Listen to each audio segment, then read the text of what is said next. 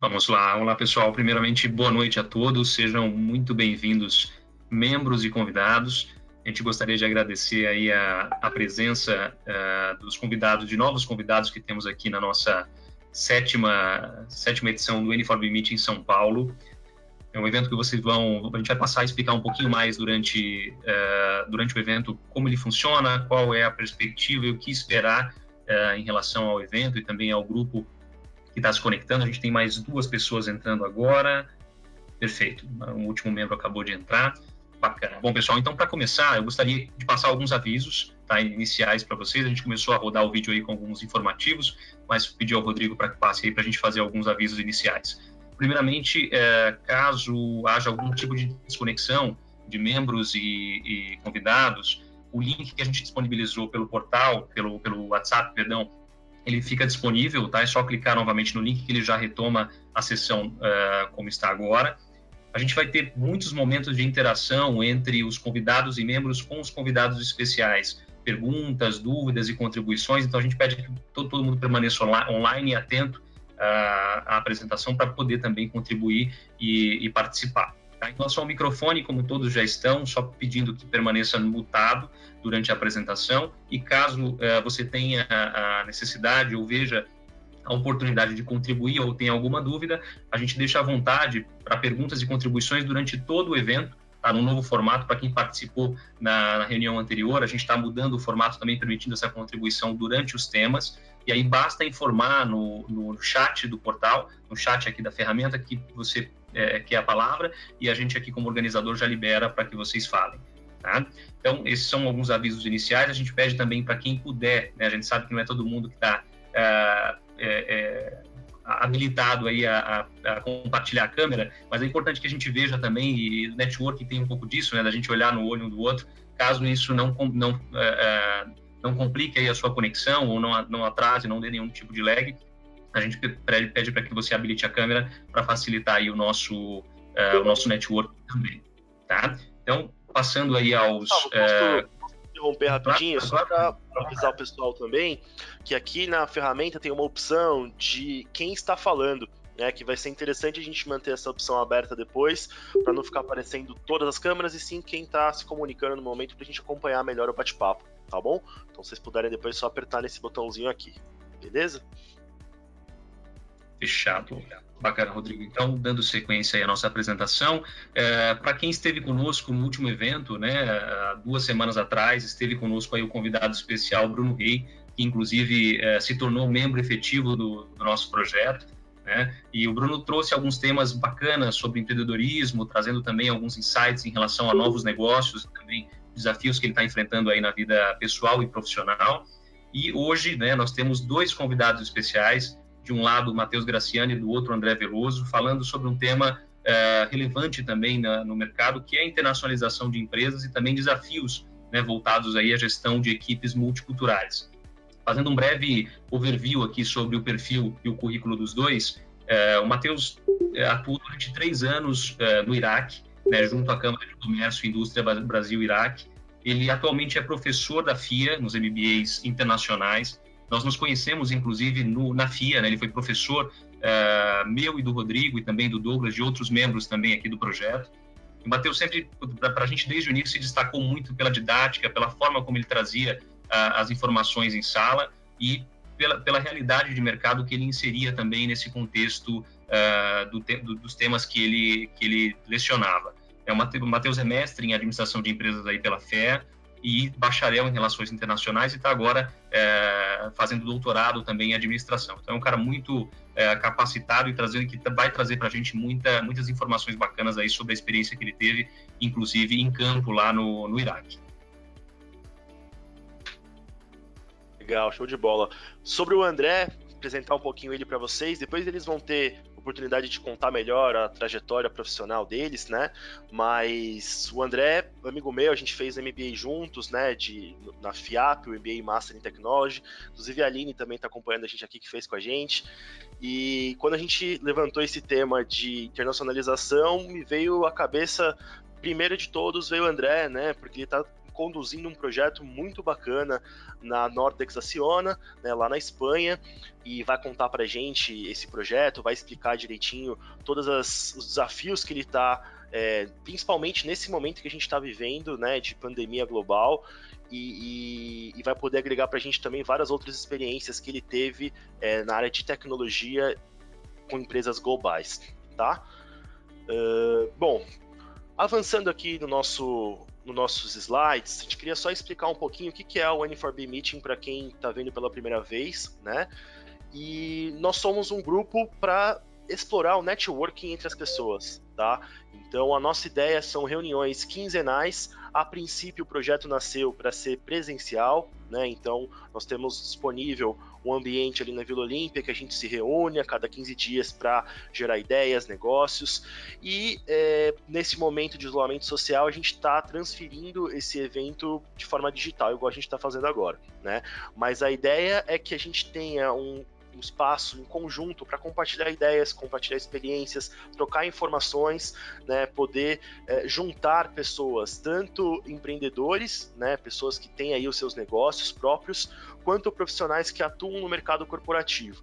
Né, esse é um diferencial aqui do nosso projeto. A gente vê outras iniciativas aí no mercado que focam ou em um público ou outro, e a gente quer tentar trazer nesse mesmo ambiente esses dois perfis de profissionais, tá? E, bom, agora o Gustavo vai contar um pouquinho para vocês do perfil dos membros. Exato. Como o Rodrigo comentou, o N4B ele nasce com o objetivo de unir, né, de ser uma ponte entre esses dois mundos, o mercado empresarial, de um modo geral, e o mercado corporativo, com líderes, com gestores, com diretores, superintendentes, enfim.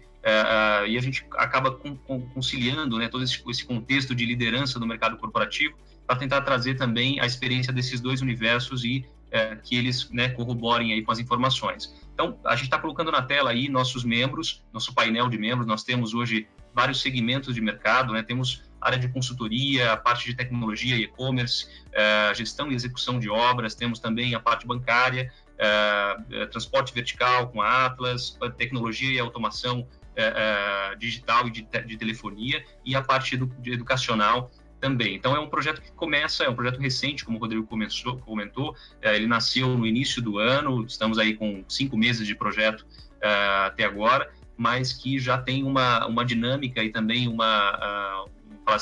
já está muito heterogêneo a nossa base aí de membros para também conseguir compartilhar e dividir essas informações. Tá? Vamos lá. E aí, seguindo aqui com a nossa apresentação, esse é o momento que a gente traz e disponibiliza, né, aos nossos convidados especiais para contar um pouquinho mais da trajetória, para poder contribuir conosco e falar um pouco do storytelling, né, daquilo que eles viveram, trazer um pouco das experiências para que a gente entre depois no tema específico da apresentação. Então, eu vou passar a palavra ao Matheus Graciani, que vai iniciar aí o storytelling. Matheus, você nos ouve? Está conseguindo nos ouvir bem? Ouvindo claramente. Está todo mundo me ouvindo? Perfeito, Matheus, a palavra é sua. Fica à vontade. Obrigado mais uma vez pela presença. Queria começar parabenizando e agradecendo o Gustavo, o Rodrigo, pelo gentil convite de me ter aqui para contar um pouquinho, para bater esse papo sobre internacionalização, sobre a minha carreira como empreendedor, sobre a minha carreira acadêmica, agora como professor. Né? Queria agradecer todo mundo que está aqui junto e contar um pouco da minha história, né? Me formei em Relações Internacionais, saí da faculdade. Durante a faculdade ainda comecei a trabalhar com uma organização muito próxima do governo iraquiano, aqui em São Paulo. Eu não morei no Iraque, morava aqui em São Paulo mesmo, mas assim, tive uma relação muito, muito próxima com o pessoal de lá. E aprendi, eu tinha a difícil tarefa, né, a tarefa ingrata de tentar convencer empresas brasileiras a investirem no Iraque, ou a exportar seus produtos, ou a montar operações lá. E foi para mim a grande escola sobre relações internacionais na prática, né? Como é que é lidar com culturas tão diferentes, como é que era lidar com um país assim que tinha um ambiente institucional absolutamente diferente do nosso, absolutamente instável. O Iraque é um país milenar, mas com uma cultura muito rica, mas que vive em guerra há mais ou menos 40 anos, desde a guerra Irã-Iraque nos anos 80. Então para mim foi um grande aprendizado a saber lidar. Lidei muito com o pessoal do Iraque, lidei com pessoas de todo o Oriente Médio, da Síria em específico, e foi para mim uma grande escola de ver aquilo que eu tinha visto como teoria na minha faculdade e você depois tendo que conviver, né, em ambientes multiculturais. E para mim foi muito difícil essa adaptação. Eu tenho cara de árabe, mas não sou, né, não sou muçulmano, e assim o pessoal lá era. Então para mim era muito curioso ter que lidar com isso, e me trouxe um grande aprendizado dessa dificuldade que é a gente lidar com questões internacionais. A gente tende a pensar que o mundo é os Estados Unidos, que o mundo é a Europa, e isso deixa a gente alijado de muitas grandes oportunidades que existem. Eu vi empresas assim tomar decisões muito equivocadas de não investir no Iraque por preconceito, de não exportar por preconceito. Então foi uma grande escola para mim, e foi lá que eu comecei a me interessar mesmo por negócios. Fui fazer um mestrado na FEA e estudar mesmo administração e internacionalização de empresas. Estudando lá, eu comecei a gostar muito da administração. Eu acho que é uma ciência multidisciplinar, muito rica. Ela traz um pouco da economia, daquela visão um pouco mais estruturada da economia, de tomada de decisão. Ela traz também muito da sociologia, de tentar entender os grupos, tentar entender as organizações como coletivos humanos. Então isso eu acho muito interessante. E de lá eu tinha saído já da Câmara no meio do mestrado, não estava conseguindo mais tocar, estava muita coisa.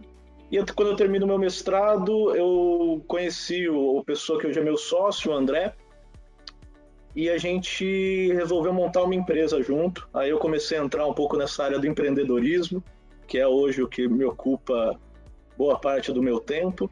Então hoje eu trabalho como professor no Profuturo e trabalho também como empreendedor. Eu tenho uma empresa no ramo de café. Antes de ter essa empresa com o mesmo sócio, eu tentei ter uma fintech, né, que é uma coisa que é super na moda. Outro dia um professor lá do Profuturo falou que a fintech é que nem paleteria, né?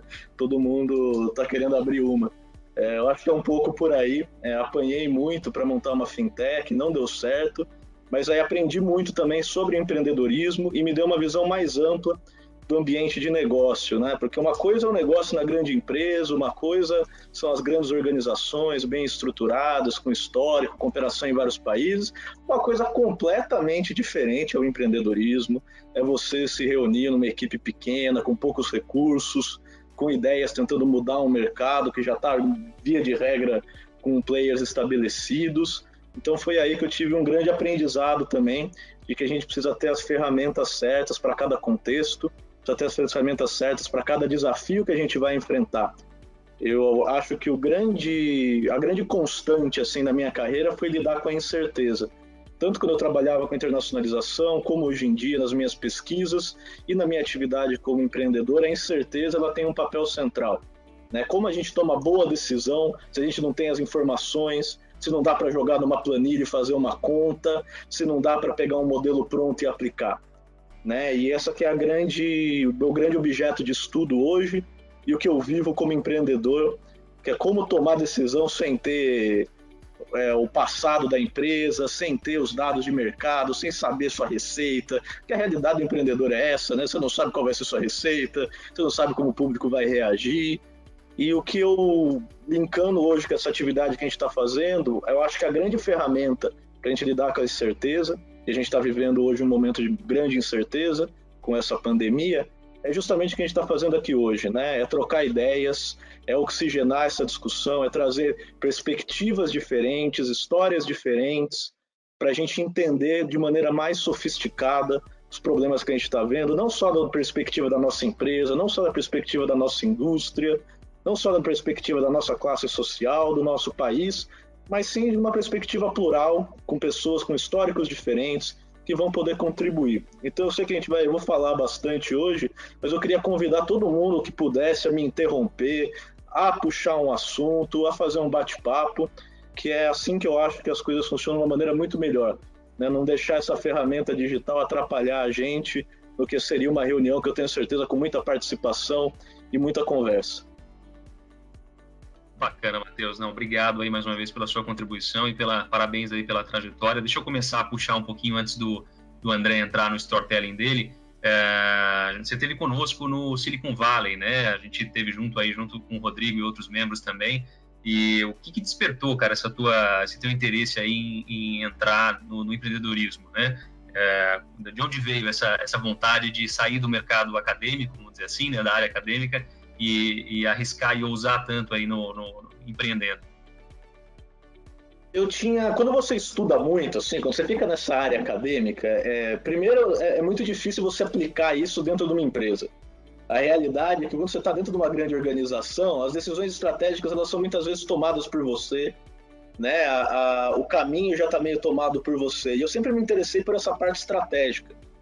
Então, para mim, a oportunidade que eu via de colocar essa minha visão de como deve ser uma empresa, como ela deve ser organizada, como que você deve atuar no mercado, como que você deve tratar o seu cliente, o seu investidor, o seu funcionário, isso tudo para mim, a oportunidade que eu vi de aplicar isso com nível de controle, né, que eu pudesse falar, a minha estratégia vai ser essa, que é uma coisa que eu faço hoje em dia, né, como empreendedor, eu vou focar nesse mercado. Isso aí foi o empreendedorismo que me deu essa visão, né, e que me deu essa possibilidade, né? O empreendedorismo ele não é uma tarefa solitária, ele é uma tarefa de grupo, né? Muita gente acha que você vai entrar lá e o fundador vai fazer o que ele quiser, mas todo mundo tem investidor, tem sócio, tem funcionário que não quer fazer, tem assim, você tem o cliente que pede o que não era para pedir, você tem as demandas sociais, elas continuam, né? Mas você consegue, de uma certa maneira, impor a sua estratégia, né? Pelo menos dialogar num nível mais de tomadas de decisão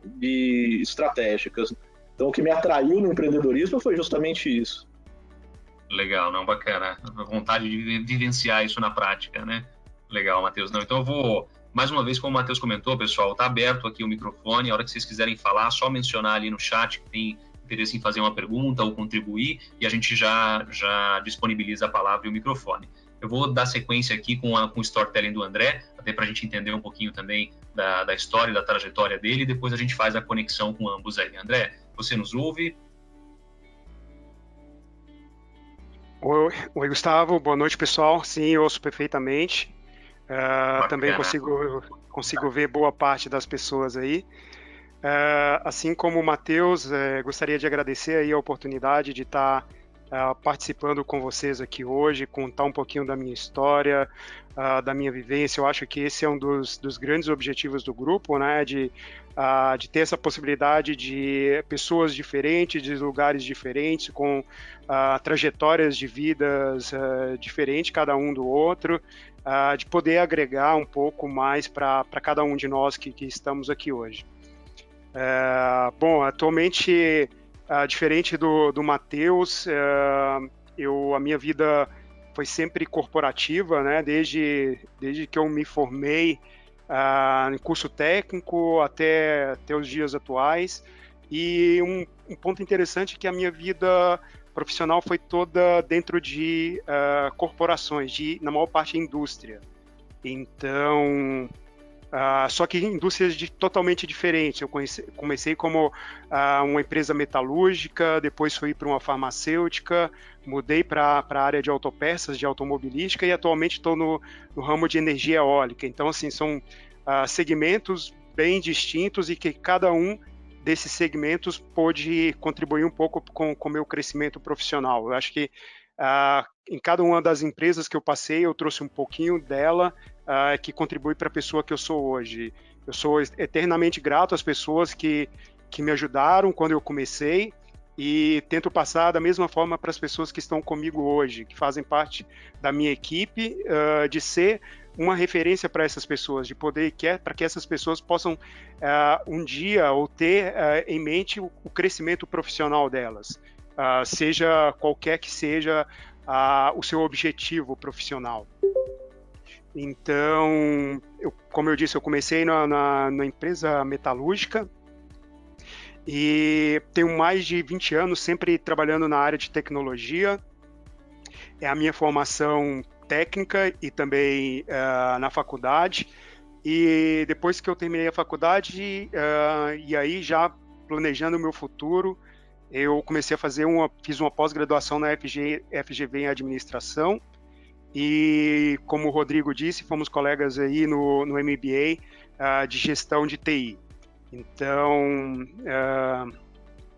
isso é um pouco da minha trajetória. Atualmente, eu estou numa empresa, num grupo, a gente vai falar um pouquinho mais à frente do case, mas é uma empresa atualmente alemã, do ramo de energia eólica, que constrói parques eólicos, e isso para mim hoje é um motivo de muito orgulho. É um segmento que contribui para a melhoria de vida, da qualidade de vida das pessoas, produzindo uma energia limpa, e que é uma tendência mundial. Eu acho que muitos países do mundo estão seguindo nessa direção de produzir uma energia limpa, e é bem interessante, assim, desde quando eu comecei na empresa, conhecer o processo de produção de um gerador eólico até a construção do parque e operação dele. Então, quando você visita um parque eólico, é uma sensação muito legal, assim, muito bacana. E essa empresa passou por um processo aí de merge, né, de uma aquisição, e aí a gente vai falar um pouquinho mais à frente, onde eu tive a oportunidade de trabalhar com pessoas do mundo inteiro, pessoas com culturas diferentes, uma gestão multicultural muito grande, e que eu acho que vai contribuir bastante com a noite de hoje. Eu acho que, diferente de vocês, eu ainda ainda não tive a oportunidade, ou não me engajei nessa questão de empreendedorismo. Para vocês que empreendem no Brasil, acho que é uma coisa fantástica, porque não é fácil no país que a gente vive, é uma batalha a cada dia. Então, admiro cada um de vocês, e eu acho que contribuindo, cada um com opinião, cada um com um pouquinho, contribui para que empreendedores como vocês tenham sucesso. E o Matheus está investindo numa área legal, café. Para quem é da área de tecnologia, não fica sem um café aí durante boa parte do dia. Verdade, André, verdade. Quem é de TI sempre tem que ter um cafezinho para acompanhar código, né? Isso é totalmente verdade, cara. Legal, obrigado. Fica do lado da mesa o dia todo. Boa. Então, valeu pela contar isso, um pouquinho da sua história, essa trajetória, tá? E é legal isso que você falou, e é uma proposta que a gente gosta de introduzir, que o empreendedorismo não necessariamente só para quem tem uma empresa, né? Porque a gente consegue usar esses aspectos do empreendedorismo dentro de corporações, né? Que é o intraempreendedorismo. Então, isso é uma coisa legal que a gente pode depois entrar em alguns assuntos, pegar algumas dicas e compartilhar algumas informações para realmente colocar em pauta esses projetos, até na área de tecnologia, né? Você já chegou, André, a ter algum projeto assim de intraempreendedorismo na área de tecnologia, nas empresas que você trabalhou, ou não chegou a ter nada na prática, assim? Como que foi? Sim, só falando um pouquinho mais, Rodrigo, da minha posição atual, né? Eu sou gerente de TI da empresa, e comecei apenas como gerente do Brasil, e estou há 3 anos na empresa. Atualmente também sou responsável pela Latam, e que envolve, além do Brasil, mais 4 países, operações em 4 países diferentes. E no início desse ano eu também assumi uma nova responsabilidade da gestão de projetos estratégicos.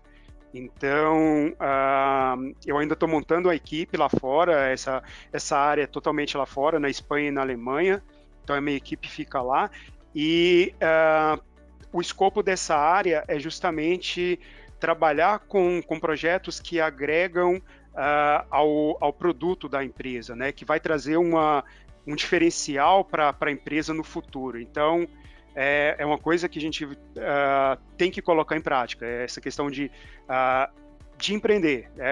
Um projeto é um empreendimento, então você é dono dele, você é o pai dele, então você vê esse projeto nascer, você defende a criação desse projeto até a implantação, e quando você implanta um projeto que é tido como estratégico e que envolve toda a companhia, o sentimento, o prazer de ter esse projeto realizado com sucesso é muito grande. Eu acho que é a mesma sensação que vocês, como empreendedores, devem ter a partir do momento que vocês veem que a empresa de vocês está dando certo e que a escolha de vocês foi a escolha correta.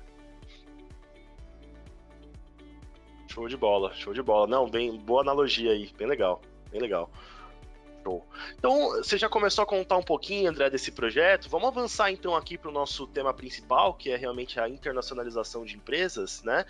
E comenta um pouco desse case que você falou agora, de estar montando, né, lá na Nordex Acciona, essa equipe lá fora, como que começou esse projeto, os desafios que você está encontrando, principalmente agora com a pandemia. Faz um resumo para a gente aí, conta esse projeto legal. Bom, nessa empresa atual tem alguns cases interessantes, mas eu vou focar em dois principais. O primeiro foi a parte de merge das companhias, né? Quando a gente fala Nordex Acciona, é a união de duas empresas aí do ramo de energia eólica. O grupo Acciona é um grupo espanhol muito grande, assim, se você fala Acciona na Espanha, o país inteiro conhece, porque ela atua em vários segmentos dentro da indústria e do comércio, desde a construção civil, engenharia, transportes e energia. E aí esse braço de energia eólica ele foi vendido para o grupo alemão, que é o grupo Nordex. E foi um pouco um casamento de uma sinergia, porque a Acciona, ela dominava mercados emergentes, ou que, quando eu digo emergente, não em termo econômico, mas em termo de emergente em relação à energia eólica no mundo, porque eu incluo os Estados Unidos nisso aí. Os Estados Unidos está caminhando na energia eólica, ela ainda não tem um grande poderio na parte de energia eólica, mas está crescendo bastante, tem investido bastante, por isso ele é tido como um mercado emergente na energia. E por outro lado a Nordex, que é um grupo alemão e que dominava completamente o mercado europeu, então tem um conhecimento muito grande no mercado europeu. E aí a gente começa o case quando a gente começa a falar desse merge aí das duas empresas, né? A primeira questão que vem à mente é a questão cultural. Se você pega a cultura espanhola, que é um jeito latino de ser, que faz as coisas não importa como, vamos fazer e lá na frente a gente vê o resultado, o importante é fazer. E chega os alemães com toda a metodologia. Eu acho que muitos de vocês já devem ter tido a oportunidade de convívio ou algum trabalho com alemão. Eles são muito metódicos, né? Tem que ser tudo procedimental, tem que seguir passo a passo e não dá para fazer atropelando as coisas. Então esse aí foi o primeiro grande choque, assim, como a gente unir essas duas empresas com culturas totalmente diferentes. Então esse foi um grande impacto que a gente teve. E aí eu fui o responsável por a parte de TI, de infraestrutura, em 4 países, Estados Unidos, México, Brasil e Índia. E aí você vê cada país num continente, com as pessoas com culturas diferentes, com métodos de trabalho diferentes. Então, e aí você tem que viajar, tem que fazer a gestão de pessoas nesses países que tem uma cultura totalmente distinta de você, e aí você chega no país, vou citar o caso, por exemplo, da Índia, que você chega, para quem nunca esteve lá, é um choque muito grande de realidade. O Brasil não é um país desenvolvido, não é um país de primeiro mundo, mas quando você compara com a Índia, o choque que você tem é muito grande. Então, esse já é um primeiro impacto que você tem. E aí você tem que começar a conviver com as pessoas, entender a forma de trabalhar delas e trazer um pouquinho do seu conhecimento para fazer as coisas acontecerem. Então, esse foi uma primeira parte do case, que eu acho bem interessante. E a segunda já faz parte da gestão de projetos estratégicos, né? Aqui é o projeto do SAP. Esse projeto ele começou na empresa quando começou o merge das duas empresas, há 3 anos atrás. Houveram duas tentativas de go live do SAP, que foram fracassadas, a gente teve insucesso. E aí, em outubro do ano passado, o CIO da empresa me fez um convite para assumir esse projeto, para tentar fazer o Go Live com sucesso em abril, ou seja, a gente vinha de 2 tentativas fracassadas de Go Live, de um projeto de 2 anos, gastando milhares de euros, para tentar colocar um projeto em Go Live em apenas 6 meses. Então, de absorver todo esse conhecimento que a gente teve nas 2 tentativas fracassadas e fazer acontecer esse projeto em 6 meses. O Go Live estava marcado para o dia 1º de abril, e aí foi motivo de piadinha, né? Dia da mentira, será que vai? 2 tentativas fracassadas. E aí houve essa piadinha. E quando a gente estava com aproximadamente 1 mês e meio aí para o Go Live, as coisas caminhando bem, e aí veio a pandemia do Covid, né? A Espanha é um dos países mais afetados. Eu estava presente lá quando começou e tive que sair às pressas, assim, de quando o governo anunciou o lockdown completo, de fechar a fronteira.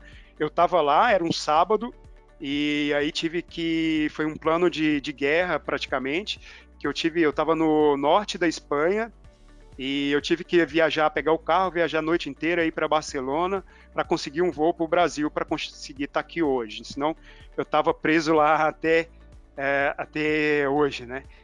E aí veio a questão, assim, e agora? O que fazer com o Go Live? A gente tem a parceria da IBM, né, nesse projeto. Começamos a conversar todos os C-levels da companhia, com os consultores, perguntando se eles já tinham tido essa experiência anterior de como fazer um Go Live remoto, e ninguém tinha na empresa, com consultores com anos de experiência, tinha passado por isso antes. Então, o que fazer? Foi uma decisão que envolveu muita gente. Se não tivesse o Go Live, implicaria em milhões de euros novamente de um projeto, de continuar esperando, de expectativas, de gerenciar expectativas. E aí decidimos seguir em frente. Nós somos da área de TI, nós temos a tecnologia a nosso favor, tudo está caminhando bem, e tivemos a aprovação da direção da empresa. Sim, decidimos seguir em frente com o Go Live.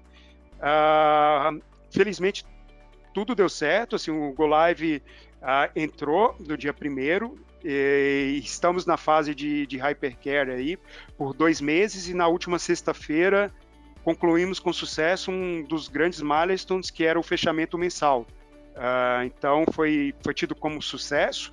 Obviamente, não vou dizer que está 100%, essa fase de hypercare serve justamente para isso, para você afinar esses pontos, né, que estão com falha, mas vou te dizer que 90% do projeto está bem encaminhado, está com bastante sucesso. André, deixa eu te interromper, só para tirar uma dúvida aqui, e aí desculpe a ignorância de quem não é da área de tecnologia. Quando você usa o termo Go Live, é o lançamento, é o startup, é o start do projeto, é isso? Isso, é a entrada em produção do sistema, isso aí. Legal. Bacana. E o hypercare que você fala é justamente os ajustes, as adaptações que são feitas para que ele continue em andamento. Isso, é uma fase de acompanhamento, né, após entrada em produção, justamente para você afinar os pontos, né, de entender se tem algum erro, se tudo aquilo que você desenhou está funcionando de acordo com o previsto. E, obviamente, quando você entra em produção, tem coisas que você nem imaginava que aconteceria e começa a acontecer. Eu acho que quem já fez a gestão de projeto conhece bem isso aí. Legal, bacana, obrigado, André. Pode seguir, te interrompi aí. Deixa eu só aproveitar, então, esse espaço. Pessoal, quem quiser contribuir, até abrindo espaço para que vocês se apresentem, no início você pode fazer um pitch inicial aí, falando a empresa, o nome, para quem tiver o interesse de fazer alguma pergunta ou alguma contribuição, também pode usar o espaço aí para se apresentar, para que a gente conheça também os convidados e que os convidados também conheçam os membros. Uma coisa interessante que a gente está falando de internacionalização das empresas, né? E a questão da gestão multicultural. E aí, muitas vezes a gente pensa que essa gestão é apenas com pessoas de países diferentes. Só que quando a gente começa a trabalhar no Brasil, assim, para quem já trabalhou aí com diversos estados, diversas regiões do país, a gente vê que a forma de gestão dessas pessoas também é diferente. O Bruno falou no último evento, eu me recordo que ele falou um pouco da questão da importância de você de contato direto com o cliente, de olhar cara a cara com o cliente. E isso também aqui no Brasil, quando, por exemplo, quando você trata com pessoas do Nordeste, são pessoas muito que sentem muito essa questão de você estar muito próximo, que gosta de ter de você ter um cumprimento, assim, de você tocar a mão da pessoa, de te dar um abraço, e aí você parte para a gestão de pessoas aqui na região Sudeste e no Sul, é muito mais assim, um approach muito mais talvez profissional, de as pessoas serem um pouco mais frias, de um tratamento muito mais assim, muito mais frio, né? Não é como no Nordeste que eles têm essa necessidade desse calor humano, né? Então, eu acho que isso faz parte um pouco da questão de equipes multiculturais também, não apenas gestão de pessoas internacionais, mas também aqui no Brasil. Acho que é importante pensar nesse aspecto. Legal, André. Eu vou pedir um minutinho só para a gente abrir o espaço para a Tatiana Stratini, que quer fazer uma pergunta aí sobre esse tema. Tati, fica à vontade, o microfone é seu.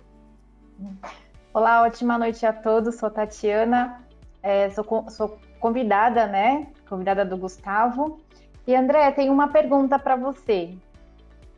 Vendo aqui que a Nordex e a Acciona, né, é uma empresa aí talvez até líder na indústria eólica, como que você vê agora no mercado crescente utilizações de outros tipos de energia renovável, como por exemplo a energia solar? Uhum. Legal, Tati. Bom, é uma boa pergunta. Assim, como eu disse, eu saí do segmento anterior, que era automotivo, e passei para a energia eólica. Então, assim, eu saí de um ramo que polui para um ramo que contribui para que a gente tenha uma vida melhor no futuro, vamos dizer assim. E a energia eólica hoje no Brasil, assim, para quem não conhece, no Nordeste ela é muito, muito forte. A maioria dos parques eólicos hoje do Brasil ela está situada no Nordeste. No Sudeste é muito pouco, mas é muito em função da característica da região, muito vento também. Nós temos no Brasil hoje a energia eólica ela está crescendo bastante. Tá? A Nordex, só colocando assim, a Nordex hoje ela é a 5ª maior empresa no mundo, e o planejamento estratégico da empresa quer colocar como uma das 3 maiores dentro de um prazo de 3 anos, e está caminhando para isso.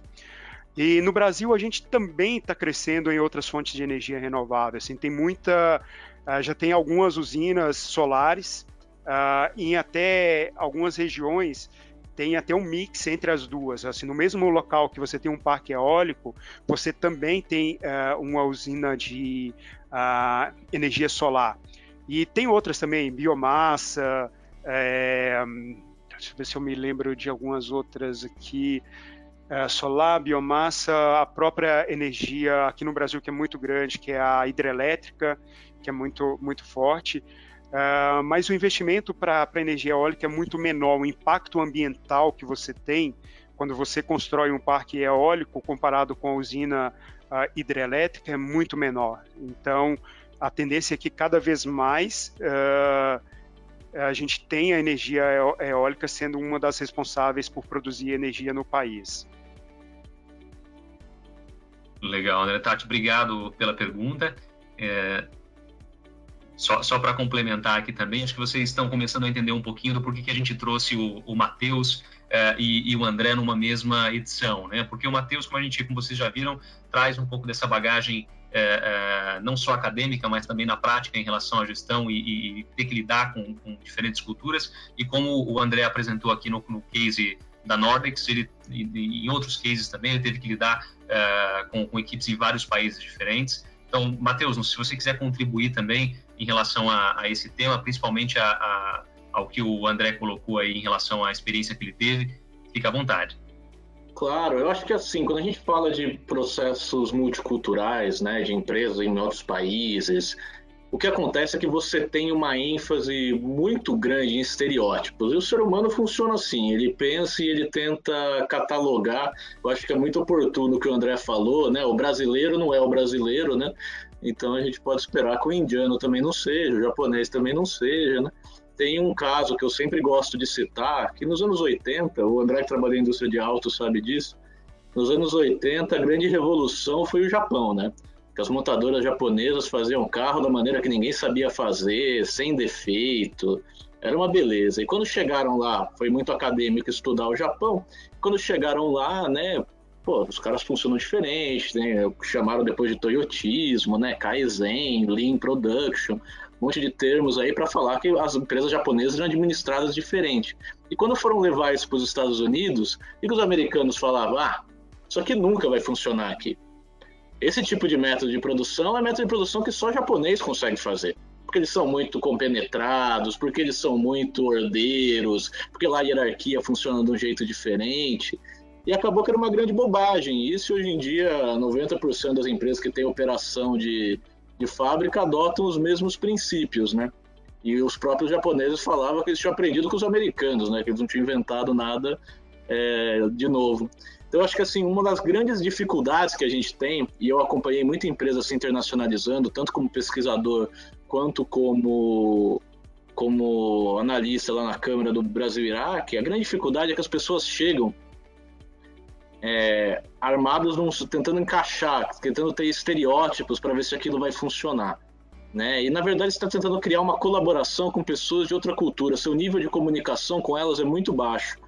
Você não consegue, geralmente você está falando inglês, a pessoa está falando inglês, você não fala direito a língua, você não tem as mesmas referências culturais, e a gente já chega muitas vezes tentando, principalmente como gestor, tendo que impor algumas regras, tendo que impor alguns padrões, e aí eu via muito caso que dava errado de internacionalização, aí o cara tentava também revertia para uma visão estereotipada.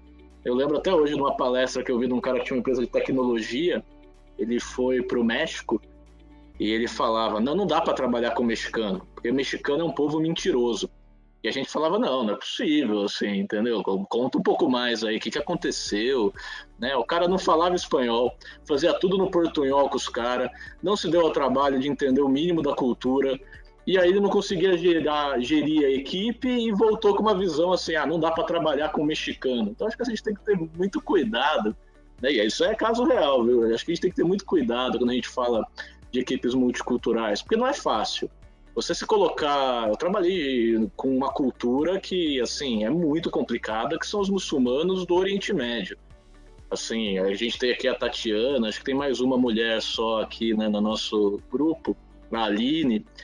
Quando você vai ver, assim, era muito difícil você lidar com pessoas que não tinha uma mulher participando de reunião. Né? Era uma cultura que não tinha espaço nenhum para a mulher trabalhar como executiva, como funcionária do governo. Então você perdia, era muito difícil assim, você lidar com isso, a gente que está acostumado a ter sempre, né, essas colegas, então era muito difícil. Você tinha preconceitos muito grandes que vinham, então não é uma coisa simples também achar que tudo que eles fazem é maravilhoso, que a cultura é linda. A realidade é que você tem grandes desafios. Mas que o nosso papel é focar na minha visão, o grande ganho é ir além do estereótipo, é tentar entender a história do país, tentar entender a cultura, tentar entender isso que o André trouxe, por um exemplo. A Índia é um país que se falam 30 idiomas diferentes, você tem etnias diferentes, você tem muçulmano, você tem hindu, então você tem assim, uma riqueza grande que você não pode querer colocar numa caixinha e achar que isso aí vai te resolver como compreensão cultural. Eu acho que esse é o grande desafio, né, de trabalhar internacionalmente, é esse. Sem dúvida, Matheus. Obrigado aí pela contribuição e eu fico imaginando aqui, André, o desafio quando você teve que realmente encabeçar esse projeto com quase 4 países diferentes na mesma base, né? E imagino que não tenha sido fácil aceitar o desafio também, né? Bom, eu sou uma pessoa movida a desafio, então para mim foi uma coisa assim, foi uma oportunidade, eu vi como uma oportunidade também, porque foi a partir daí que eu acho que as pessoas lá de fora também, da matriz, começaram a ver a região de uma forma diferente. Eu me lembro, acho que tem o William da minha equipe que eu convidei para participar, eu acho que ele entrou aí também. Ele vivenciou muito isso, assim, quando a gente começou na empresa, eu reportava para a Espanha e depois passei para reportar para a Alemanha, que ia acontecer uma reunião de TI global, e aí o meu chefe da Espanha falou para o CIO da Alemanha que iria convidar a gente. E ele virou para assim, nós temos TI no Brasil? Então, assim, era uma insignificante. O Brasil representava 35% do faturamento mundial da empresa. Então, eu vi isso como um motivo pessoal. Assim, foi um desafio, logicamente, é um desafio muito grande você ter essa gestão de um projeto multicultural, mas, ao mesmo tempo, eu acho que foi a porta de entrada para a equipe de TI do Brasil ser vista lá fora diferente. E eles viram que nós, apesar de sermos latinos, de termos todo o jeitinho brasileiro, temos qualidades muito específicas que fazem de nós brasileiros muito especiais também. Então, hoje eles gostam muito de trabalhar com a gente, e eu acho que foi isso, foi um desafio muito grande, mas ao mesmo tempo um fator que abriu as portas para a gente ser visto internacionalmente. Legal, não, bacana. Um desafio que te fez evoluir também e chegar onde está hoje, né? Muito bacana. Não sei se o Bruno Rei está nos ouvindo. Eu lembro que ele comentou que teve recentemente também Sim. Ô, Bruno, boa noite, tudo bem? Eu lembro que recentemente você com a Aulus também tentou aí esse processo de internacionalização da empresa, lidar também com equipes em outros países. Se você quiser compartilhar um pouquinho da tua experiência também, é bacana. Boa noite a todos aí. Para ser rápido aí na resposta, o que a gente fez, na verdade, a gente adotou uma estratégia um pouquinho diferente, né? Primeiro que a gente teve uma grande oportunidade. Deixa eu ativar minha câmera aqui. Apesar de que meu cabelo não está muito dos melhores, que nesse período de quarentena eu não consegui ir no cabeleireiro, não cortei o cabelo, mas sem problema. Eu tô com capacete, ó, já somos dois aí, tá bem bagunçado aí, mas vamos lá. Então, o que acontece na realidade? A gente... eu acho que, não sei se todo mundo conhece do mercado de segmento de contact center, a empresa Atento, né? Um dos maiores contact centers do mundo, né? Se não o maior, junto com a Teleperformance, é o maior contact center do mundo, tem operação global. E a Atento era nosso, em 2017 isso, né? É nosso maior cliente, né? E em 2017 a gente já tinha... a Aulus é uma empresa de 10 anos, então a gente tinha o sonho de torná-la internacional. E aí, mediante o sucesso da operação no Brasil, a gente acabou sendo convidado para um desafio numa operação, primeiramente na filial do Peru, na Atento, né? E aí a gente, por esse impulso, a gente acabou indo fazer essa primeira operação de forma direta, né? Ou seja, a gente acabou realmente contratando equipe local. Nem foi equipe, na verdade, a gente contratou 2 caras de suporte técnico que foram indicados por pessoas da região que a gente já conhecia, e a gente acabou tendo sucesso na operação do Peru e foi propagando isso para os outros países da América Latina. Mas o que acontece? Diferentemente do que o Brasil, que a gente faz venda direta, né? A Atento foi uma exceção que nos abriu a porta internacionalmente, mas a gente adotou uma estratégia comercial um pouquinho diferente, por alguns dos motivos, inclusive, que o André já comentou, né? O que a gente fez? A gente foi por um caminho de vendas indiretas. Então, a gente preferiu, na realidade, se aproximar de canais de vendas, na verdade, regionais, né? A gente entendeu que era uma estratégia melhor. Por quê? Porque poxa, os caras já conhecem o mercado, já tem o relacionamento, né? Aqui o mercado América Latina, ele ainda é um pouco mais simples nesse sentido, embora tenha suas restrições dependendo do país, né? Mas, por exemplo, Portugal é um lugar que, assim, se você não chegar junto com algum cidadão efetivamente português que te abra a porta, pelo menos, e te coloque na cara do gol para você sentar com os decisores, você vai ter que trabalhar pelo menos 1 a 2 anos aí tentando e batendo a cara na parede, na porta, né? Agora, você chegar com a credencial de uma pessoa local te apresentando é diferente. Então, a gente acabou adotando essa estratégia para todos os países, na realidade. Hoje a gente está presente no Chile, na Colômbia, no México, República Dominicana, Chile, Argentina, Colômbia, México, Equador, República Dominicana, Peru e Portugal. E todos esses países, sem exceção, a gente conseguiu fechar acordos com alguns canais de vendas locais, especializados em tecnologia, que nos representam e comercializam a nossa solução local. E aí a gente fez um acordo, a gente paga um percentual bem atrativo para eles, e eles são responsáveis, inclusive, por receber capacitação e dar suporte de primeiro e segundo nível, e só escalam para a gente o que é terceiro nível, que aí já é na linha de desenvolvimento mesmo, na área de desenvolvimento de software, né? E aí essa estratégia, assim, acabou dando certo, né?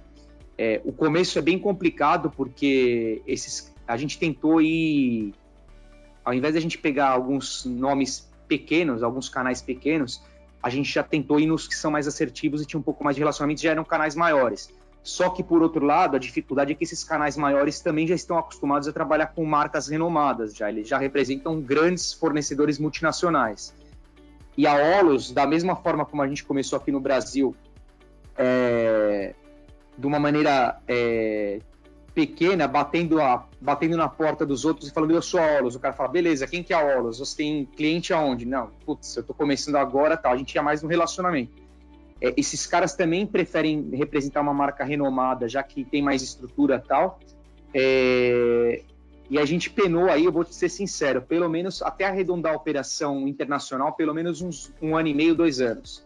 Agora eu posso dizer que a gente está bem solidificado, a gente conseguiu consolidar a operação fora, e estamos trabalhando 100% com canais já conhecidos, mas essa situação realmente de você chegar, por exemplo, do México, né, que desculpa, o Matheus, né, o Matheus acabou comentando da situação do México, não é de certa forma uma mentira o que ele falou, o cliente dele, o México é um mercado bem complicado mesmo, né, assim como o Brasil, o México é complicado.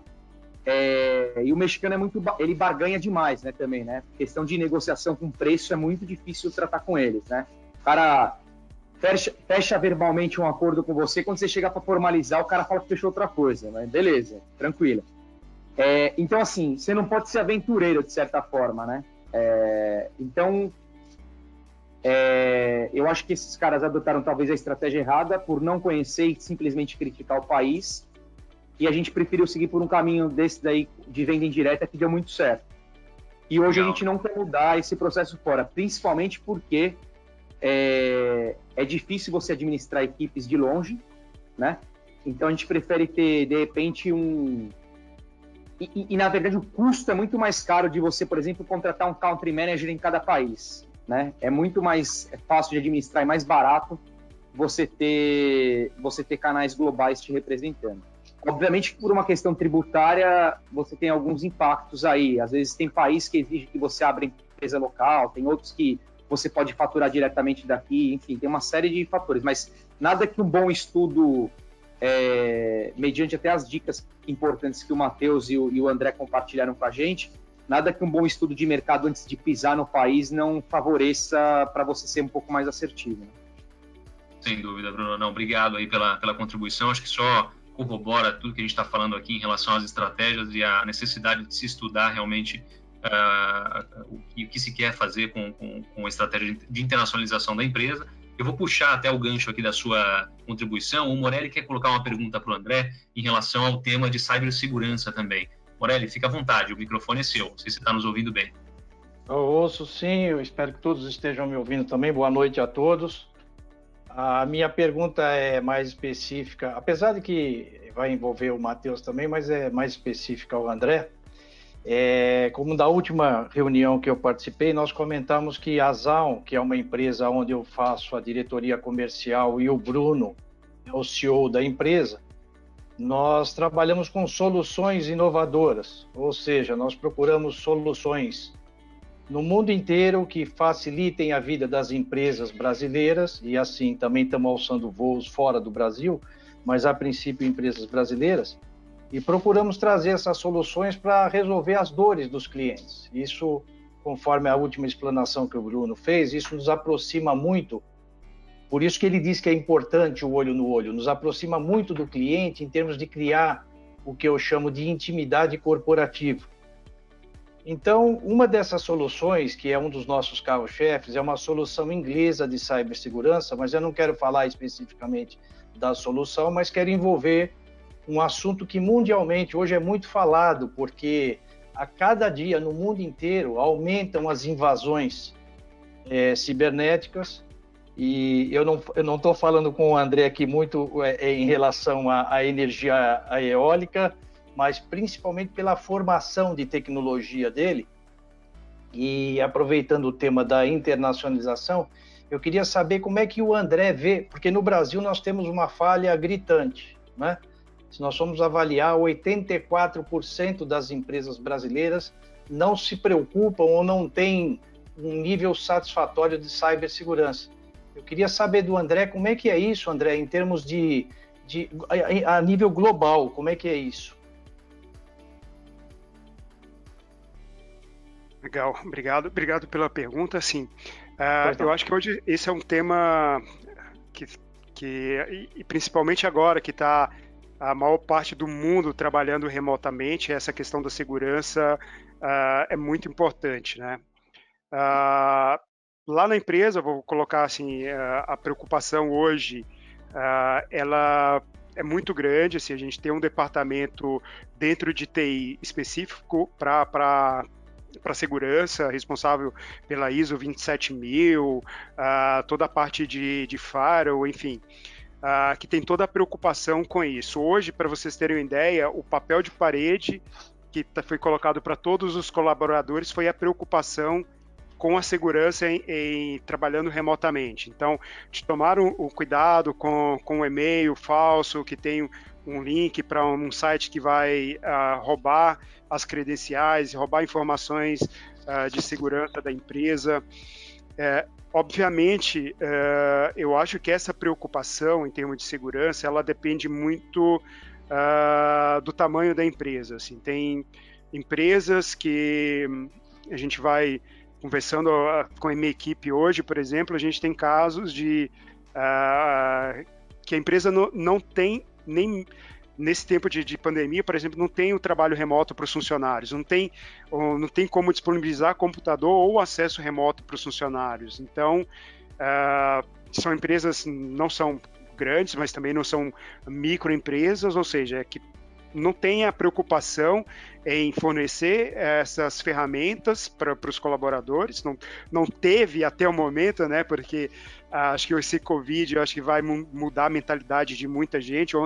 Ontem eu estava lendo a reportagem da XP Investimentos, que está revendo a questão de home office e tem a intenção de ser totalmente remota até o final do ano. Então, acho que essa questão do Covid trouxe muita preocupação para as empresas em termos de fornecer, de dar um recurso para os colaboradores trabalharem de casa, e ao mesmo tempo tem que se preocupar com a questão de segurança. Acho que isso é fundamental hoje em dia. Nós tivemos aí há pouco tempo atrás a questão que roubaram, criptografaram informações. Me recordo que o aeroporto lá de Madrid, a maioria dos computadores foi infectada e perdeu o acesso, enfim. Então, assim, imagina o dinheiro gasto para recuperar essas informações, sendo que poderia ser aplicado previamente em segurança. Então, acho fundamental essa questão hoje em dia, e as empresas têm que se preocupar com essa área. Ok. Tá ótimo, obrigado, André. Sem dúvida, pergunta que não quer calar. Posso fazer a pergunta que não quer calar?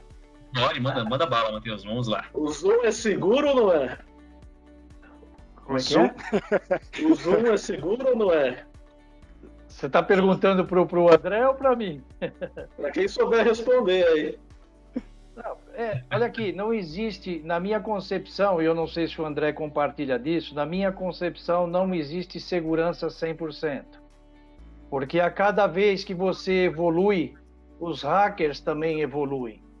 O que você tem que ter é um programa constante de aperfeiçoamento e conhecimento de novas tecnologias, novas alternativas, porque, veja, me parece que o grande vetor de um problema de insegurança ou de um vazamento numa empresa é o elemento humano, sem dúvida alguma, é o usuário. É ele quem determina as ações dentro da empresa. Não adianta a empresa ter um baita complexo de cibersegurança se o camarada vai lá com uma senhazinha fraca e digita a senha, o hacker penetra e aí ele penetra na empresa inteira. Então, na minha concepção, o que acontece com o Zoom, como acontece com uma empresa, como acontece com qualquer usuário, você está sempre tentando melhorar o seu conhecimento, se atualizar em termos de ferramentas que façam com que você possa mitigar as invasões dos hackers.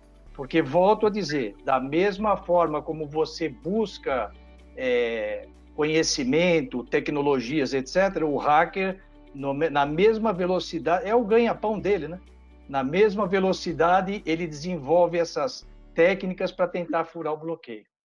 Morelli, eu acho que esse tema cibersegurança já dá um gancho para a gente fazer um N4B só sobre ele. A gente tem conosco aqui também o Fernando Espósito, está nos acompanhando aí, tomando o seu...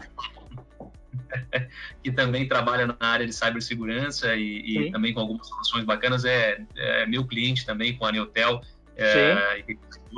e eu acho que esse tema, sem dúvida, daria mais pano para manga aí para a gente continuar a conversa.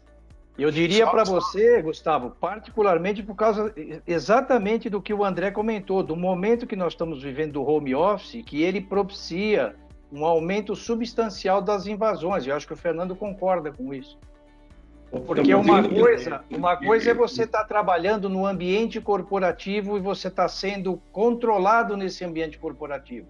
Outra coisa é você estar na sua casa usando o equipamento que você admite com as alternativas que você tem para trabalhar em casa. Muitas vezes você tem um Wi-Fi dentro de casa que está sendo hackeado. E esse Wi-Fi precisa estar protegido, não é isso, Fernando? Você deve deixar o Fernando falar. Tá me ouvindo, Fernando? Estou te ouvindo bem, tá com um pouquinho de ruído. Eu vou deixar você fazer sua contribuição e aí a gente já fecha esse tema de cibersegurança e retoma com o próximo tópico. Mas fica à vontade, vamos lá.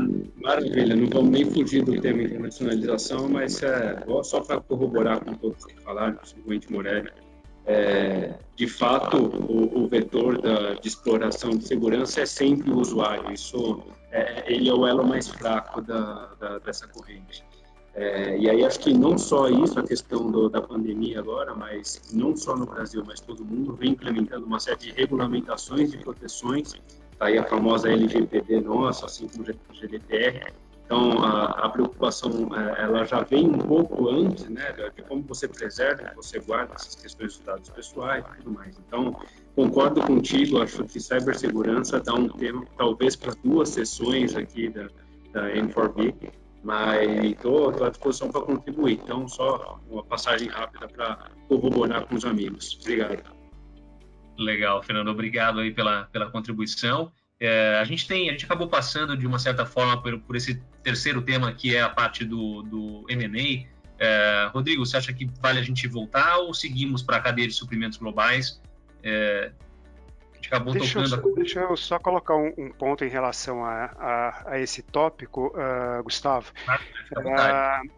Que assim, um dos grandes desafios, eu acho que em relação à questão de merge and acquisitions é o papel da liderança, tá? Então, você ter líderes engajados que estejam envolvidos no dia a dia desse processo é muito importante. Então, e aí fazendo uma junção com a questão multicultural, que eu estava falando da Espanha, que a Espanha, os espanhóis têm um jeito de trabalhar, o alemão tem outro, e aí eu destaco, por exemplo, o papel do nosso CIO que é um alemão, porém foi um alemão que morou 10 anos nos Estados Unidos, então ele tem uma cabeça totalmente distinta do alemão tradicional, e isso facilitou muito o processo aí de merge da companhia. Então, esse papel da liderança é muito importante,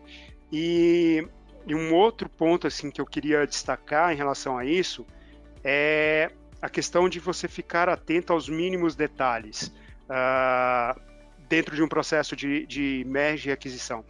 Eu pego um exemplo no projeto do SAP, assim, foi uma coisa, para mim, foi uma coisa mínima, era muito pequena, mas que depois que aconteceu, deu um insight que me fez mudar completamente o meu modo de ver as coisas. Então, eu estava no projeto do SAP, com os C-levels da empresa, apresentando o projeto, o status do projeto, e aí, no fim, alguns, obviamente, não participaram do comitê, e aí, no final, eu mandei uma ata da reunião, peguei um template já existente do gerente de projeto anterior, e mandei para todos os membros do comitê. Nem me atentei aos detalhes dessa ata, nem nada desse template que a gente tinha, nem nada. E aí o CFO da companhia não estava presente nessa reunião, e aí quando ele leu a ata, a primeira coisa que ele falou foi o seguinte: pessoal, a primeira coisa que nós, e aí todos que estão aqui nesse e-mail, precisa entender é que agora todos nós somos uma única companhia. Não tem mais Nordex e não tem mais Acciona. Hoje nós somos uma única companhia. E se nós que estamos aqui hoje não temos essa mentalidade, não temos esse pensamento, todos os outros colaboradores também não vão ter. Então, a partir desse momento, nós temos que pensar como uma única companhia, não tem que mais que haver essa divisão. E isso aconteceu porque na relação da ata tinha membros que era Espanha, estava identificado como Acciona, e membros Nordex membros Alemanha que estavam identificados como Nordex. E já não cabia mais isso no momento que a empresa estava vivendo. Então, esse é o ponto, assim, você tem que estar atento a esses pequenos detalhes que no final faz uma diferença enorme para uma união das empresas e dos colaboradores. Acho que esses dois pontos que eu gostaria de destacar, o papel da liderança e essa atenção aos detalhes. Bacana, André. Não, a gente teve, você foi falando, e a gente que teve no MBA com o Matheus, né, a gente teve muitos cases, estudos de caso em relação a esse tipo de processo de fusões e aquisições, e é bacana a gente ir ouvindo aqui as histórias reais, os casos reais, e fazendo as conexões aqui, as sinapses aqui com o que a gente aprendeu também. Então, Matheus, obrigado aí mais uma vez pela contribuição tua também durante o curso, que está se refletindo cada vez mais aqui na realidade de mercado. O nosso Eu posso só fazer um comentário, Gustavo, antes de começar? Queria fazer um comentário e uma provocação, né? Quando a gente estuda M&A, um dos achados que tem dos estudos é que os M&As, muito frequentemente, não dão o resultado esperado. A grande maioria dos M&As não traz o retorno esperado para quem compra, para a empresa que adquire a outra. Então isso a gente pode ver, tem o caso da Bayer com a Monsanto, que uniu, todo mundo falou que ia ter uma sinergia, porque a sinergia é a palavra mágica do M&A, né? Ia ter uma sinergia maravilhosa, e aí a empresa ia ser líder e não conseguiu realizar isso, né? Então eu queria perguntar para quem já participou, não só o André, mas para quem já participou de algum processo de M&A, de algum processo de fusão, por que vocês acham que isso não ocorre? Né? Porque quando você compra uma outra empresa, teoricamente, você tem que ter ganhos, né, relevantes que justifiquem aquele investimento. Por que isso não ocorre na maioria dos casos? Quais são os grandes desafios, né, de integração? Porque o que impede, né, que essa sinergia, essa palavra mítica, se realize? Matheus, Legal, Matheus. Vamos lá, Rodrigão, pode falar, fica à vontade. Eu ia acrescentar, eu participei de um projeto de aquisição, na verdade, né? Eu trabalhava numa empresa no ramo de artesanato, né? E estava crescente, uma pequena empresa, mas crescendo bastante. E existia uma empresa alemã, que é um grupo de mídia muito grande lá na Alemanha, chamado Burda, que tinha uma operação muito pequena no Brasil e estava indo muito mal, né? Uma operação que estava deficitária. Então é um grupo grande, mas a operação pequena aqui no Brasil, e a empresa pequena do Brasil era 10 vezes maior do que a operação brasileira dessa outra empresa. Então foi muito complicado esse processo, né? Houve uma fusão dessas empresas, eu participei de todo o processo, e a dificuldade que a gente encontrou foi exatamente essa integração pós fechar negócio. Né? Então, existe a cultura que está presente nas duas empresas impacta muito nessa sinergia, porque essa sinergia a gente vê no papel, legal, mesmo mercado, trabalha fazendo praticamente as mesmas coisas, mas quando você vai tentar juntar as pessoas, muda tudo e essa sinergia acaba demorando muito. Então, foram meses e meses para conseguir colocar a sinergia, mas em algumas operações que já estavam deficitárias, isso é péssimo. Né, porque ela continua deficitária e pequenas empresas aqui no Brasil às vezes não conseguem suportar isso, que foi o caso que aconteceu, né, nessa empresa que eu trabalhei. Ela estava indo bem a partir do ponto que se uniu com uma empresa deficitária, que em teoria iria ter sinergia, iria ter como se beneficiar disso para as duas crescerem, foi o inverso. Não se beneficiou, as duas empresas começaram a perder mais dinheiro ainda e essa fusão veio só a atrapalhar o negócio. Né? Então a minha contribuição, esse meu caso, o que eu venho falar isso, é essa demora que tem de integração para que a sinergia comece a funcionar. Gustavo e Rodrigo, posso contribuir um pouco com a experiência do HSBC e Bradesco, né? Exato. Então, assim, para mim, eu trabalhei 8, 9 anos no HSBC, né? Um banco chinês, mas com sede em Londres, então tudo muito correto, metodologias, muito robusta a forma de trabalhada, e o Bradesco comprou, né? O Bradesco, né, com um formato ainda com nível de maturidade um pouco mais baixo, alguns estão rindo aí, eu acho engraçado, mas assim, com nível de maturidade mais baixo, obviamente, que no HSBC, e durante a integração a gente teve um desafio muito grande, muito a questão cultural, né? O HSBC com uma visão muito mais agressiva, muito mais propositiva de trabalho, e a gente chega num Bradesco, né, onde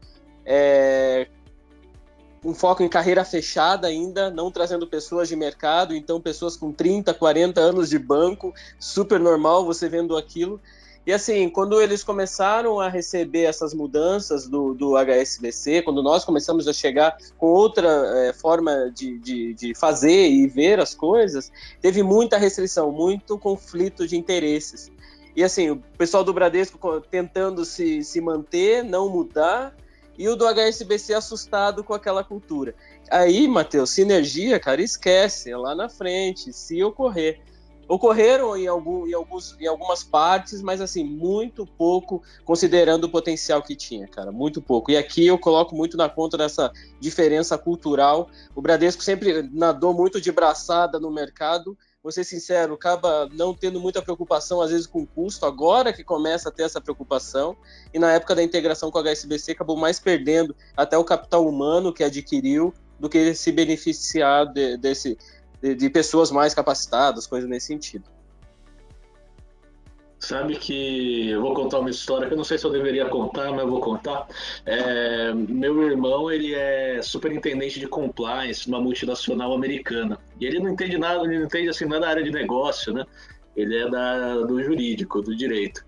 E fizeram uma aquisição, a empresa dele é a maior do mundo, chama Marsh McLellan, compraram a segunda maior, corretora de seguro. E o diretor, o CEO, foi conversar com ele, né, os diretores, e falavam, não, porque vai ser muito bom, porque vai ter sinergia, né? Aí meu irmão puxou um diretor amigo dele de lado e falou, olha, me explica pra mim aí, o que é sinergia, né? Eu não sou de business, né, queria entender.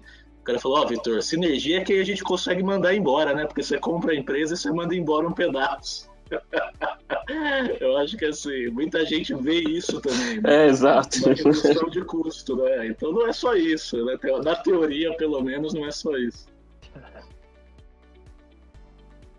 Gustavo, eu tenho uma contribuição para dar também no segmento da indústria farmacêutica, que é onde eu trabalhei 28 anos, e aí corroborando o que foi falado agora e ajudando na pergunta que acho que foi o Matheus que fez, né, a respeito dessa sinergia e tal. O que acontece? Eu trabalhei numa empresa, eu posso até falar o nome, não tem problema, na Sanofi, que se fundiu com a Winthrop na época. E um problema que eu senti muito de perto, assim, é a diferença cultural entre as empresas. Uma empresa tinha uma visão muito humanística do trabalho, é lógico, do trabalho operacional, mas envolvendo a parte humanística, de atenção ao profissional, ao funcionário, ao desenvolvimento, a cuidados com RH. E a outra empresa, particularmente a Sanofi, eram diferenças de culturas, uma cultura francesa com uma cultura americana. Sanofi francesa, Winthrop americana. E a americana voltada mais para esse lado de humanismo, de tentar encaixar essa... E a francesa muito, muito alemã, como diz o André, com uma visão muito alemã, muito certinha, muito enquadrada. E houve um choque muito grande, um choque cultural. Como eles estão falando de internacionalização, e eu vi que no começo da explanação eles diziam que uma das dificuldades que eles sentiam era esse choque cultural, que em cada lugar que você vai é uma coisa diferente, eu acho que também essas fusões, elas se complicam em função, muito provavelmente, um dos itens que deve pesar bastante é a parte de cultura das empresas. Morelli, muito bacana a sua contribuição, e eu vou até puxar, a gente está chegando já aqui no penúltimo tópico, mas puxar isso, toda essa discussão de internacionalização para o lado do empreendedorismo também, né? Porque a gente, empreendedor, e eu do meu lado aqui, que às vezes tenho que fazer o primeiro contato com CEO, com às vezes sócios de empresas que também têm culturas muito diferentes na base, né? Ou na base familiar. É importante, muito importante a gente fazer esse tipo de análise sempre, né? Tentar entender e não estereotipar, né? Para que o nosso pitch também, enquanto empreendedor, quando a gente está vendendo o nosso negócio, seja também adequado ao perfil do nosso interlocutor. Então, eu já tive aqui várias oportunidades de negócios, né? Que ou caminharam muito bem ou não, e quando caminharam foi quando eu consegui realmente entender que existia uma cultura por trás, usando como caso aqui uma cultura japonesa. Eu tenho um cliente hoje que tem uma relação muito próxima a mim, mas que no começo foi muito difícil conseguir confiança, conseguir abrir esse espaço, não foi fácil, né? O Bruno comentou isso um pouco também, da importância de você às vezes ter, dependendo da cultura, uma indicação, um network, alguém que te coloque ali para falar, confia nesse cara que vai dar certo, né? Então, só para fazer um paralelo aí com o nosso universo também aqui do empreendedorismo, né? E já puxando o gancho também aí, Matheus, para entrar nesse nosso próximo tópico, que é para falar um pouquinho sobre cadeias de suprimentos globais, e aí a gente vai falar um pouco também sobre esse efeito, e eu queria que você explicasse um pouco também desse termo, né, dessa terminologia em inglês, winners take all, né, para a gente entender um pouquinho de como está funcionando, até relacionado à questão da pandemia também. Claro, então esse tema de cadeia de suprimento global, ele está muito quente, né? Você teve, muito por causa, você já tinha uma disputa comercial, Estados Unidos, China, né? Porque a cadeia de suprimento global, ela basicamente se concentrou fortemente na China, particularmente para a produção de tecnologia, para a China na China e na Ásia. E aí, quando você começou a onda da pandemia, tinha todo um debate de, a China vai fechar, e como é que isso vai afetar, né, agora a nossa produção aqui? Como é que eu compro os suprimentos que eu preciso? Como é que eu trago os produtos que eu preciso, seja que eu seja uma montadora, uma empresa de hardware, ou uma empresa no ramo de alimentos? Todo mundo depende, né, hoje do que é produzido na China. E isso gerou um debate muito interessante da necessidade de você deslocalizar isso.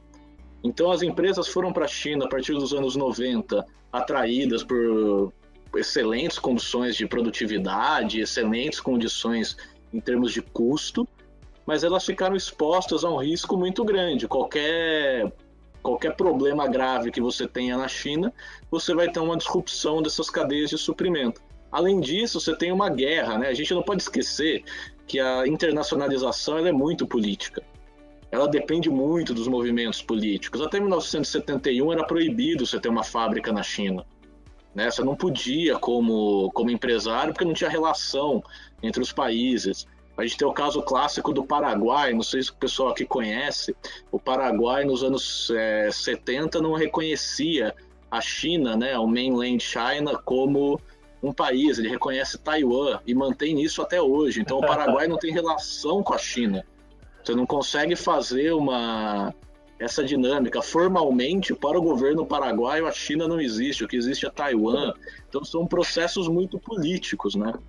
E o que a gente tem visto é um acirramento disso. Então, as cadeias de suprimento global, elas estão gerando uma briga, basicamente, entre se é bom ficar na China, se é ruim ficar na China. Hoje saiu uma notícia que a Índia quer investir 10% do PIB para atrair as empresas que vão sair da China e colocar sua produção na Índia. Né? Então, acho que é um efeito muito interessante que a gente está vivendo hoje, que vai impactar os ambientes de negócio. Da perspectiva brasileira, com certeza, né? Por que o Brasil não consegue atrair essas empresas? Acho que essa é a pergunta que a gente tem que se fazer. Por que o Brasil não consegue ser o lugar que o investidor olha e fala, pô, vou colocar minha fábrica de microchip ali no Vale do Paraíba? Ele não pensa nisso, né? A gente está fora dessas cadeias de suprimento global.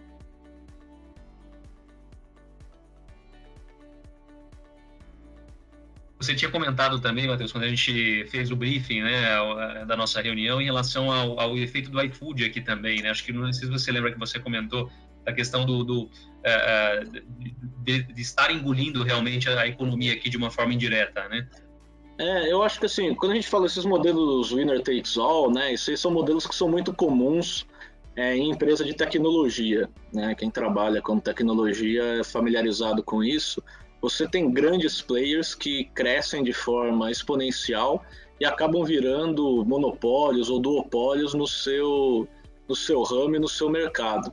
Isso aí acontece, boa parte da academia tenta entender isso, e acontece muito porque essas empresas elas têm ecossistemas muito fortes.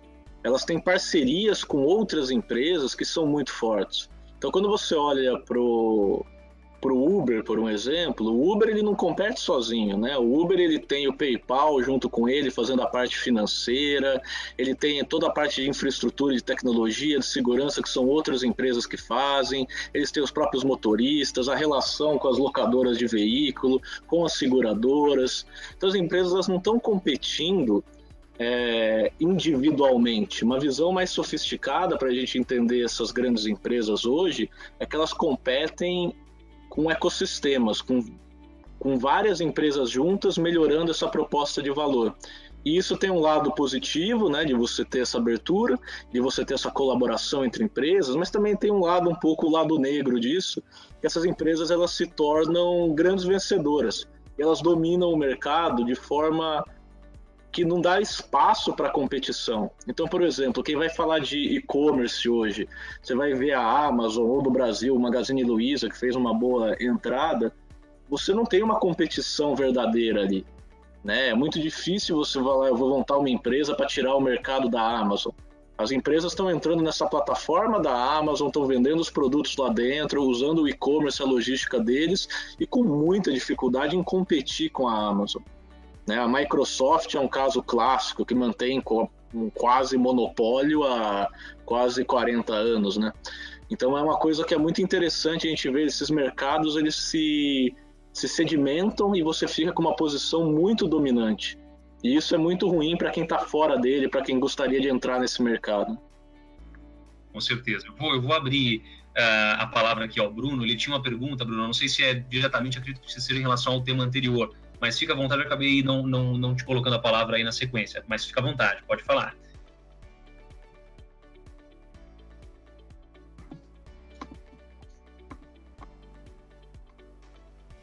Opa, peraí, deixa eu voltar aqui. Bom, na verdade não era uma pergunta, até era um comentário, uma opinião, na verdade, até para somar um pouco ao que foi comentado anteriormente, né?